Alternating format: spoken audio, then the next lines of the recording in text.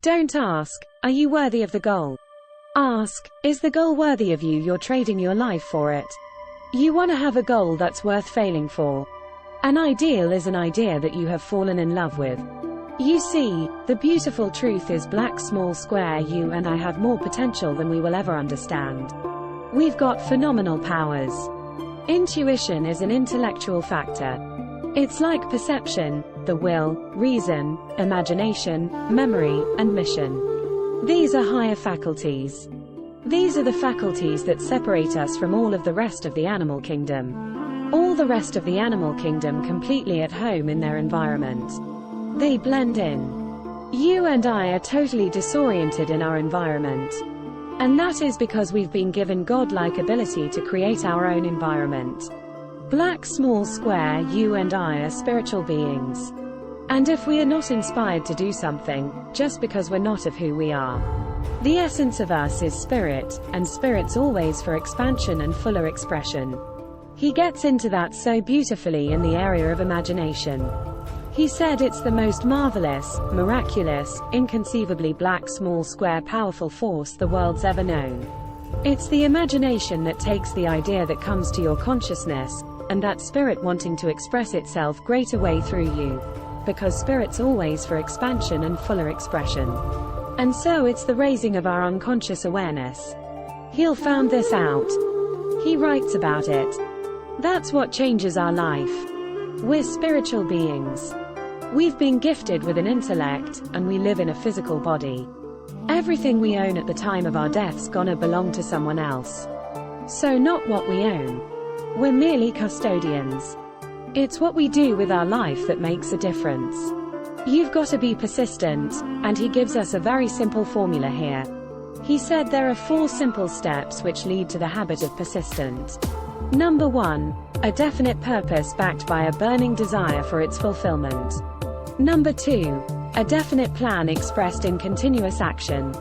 Number 3, a mind, this is very important, closed tightly again all negative and discouraging influences, including negative suggestions of relatives, friends, and acquaintances. And number 4, a friendly alliance with one or more persons who will encourage one to follow through with both plan and purpose. He said these 4 steps are essential for success on all walks of life.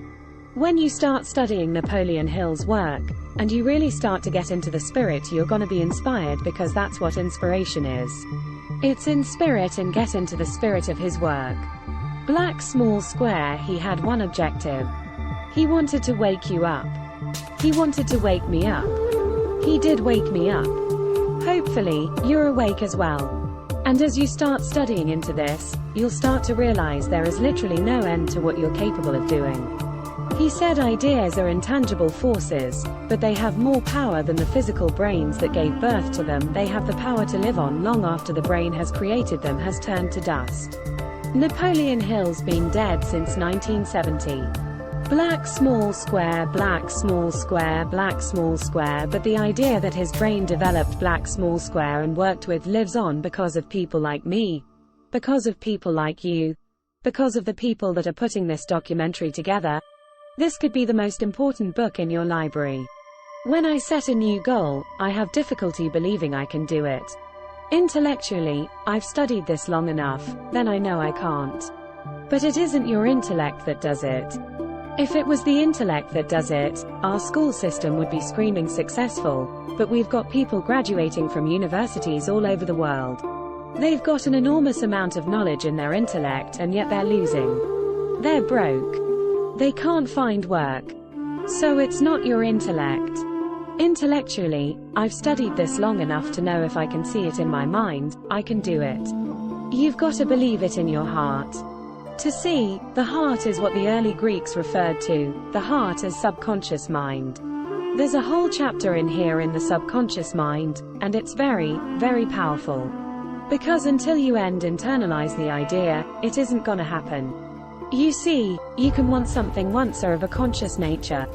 That's your intellectual part of your personality. The desire is the idea in your subconscious mind, seeking expression outside through your action. Desire is when you've internalized the idea. You've got to believe you can do it on a subconscious level. You can come to believe it through repetition. If you take what you want and start to imagine yourself with it, the imagination enables you to go into the future and bring the future into the present. You've got to act like the person you want to become. Well, when we do that and do it over and over, you come to believe. We operate on the premise that everyone thinks, and the very truth is that very few people think. My old employer and mentor Earl Nightingale often said that if the average person said what they were thinking, they would be speechless. The late and great educator, Dr. Kenneth McFarland, said 2% of the people think 3% think they think, and 95% would actually rather die than think. General Henry Ford said thinking is the hardest work there is. Which is the probable reason so few people engage in it. Thinking is the highest function that you and I are capable of. The problem is very few courses teach thinking. To see an idea is a thought or a collection of thoughts directed towards a purpose. Most people would never do what they're doing if they're thinking. Listen to the average conversation that's going on. People would never say what they were saying if they were thinking. No. The truth is that thinking is not something everybody gets involved in. But you start studying this material, and I can assure you one thing: you will begin to think. If a person's going to accomplish anything of any consequence in their life, they have to get into the spirit of it. In other words, I think we have to understand. Where does the information come from? Where does the energy come from to create things? When we go to spirit, spirit flows to and through us, and we can think, the highest function that we're capable of, and we build an image in our mind. Then we have to be true to that image. We have to use our will to hold that picture on this of the mind, and we turn the image back over to spirit which is within us. Through the reciprocal law of spirit, it gives it back to us in physical form. Now, this is truly getting into the spirit of the thing. That is what being inspired is all about. And all great work came about because some was inspired to do it. All the great paintings, Rembrandt, Van Gogh, all of them. They were inspired to do the great work. We have to understand that whatever Rembrandt or Van Gogh used, we have available to decide what we're going to do with it. I think we've got an obligation to do great work. We're only here for a short time, not a long time, and we've got faculties and the ability to do great work. I think we should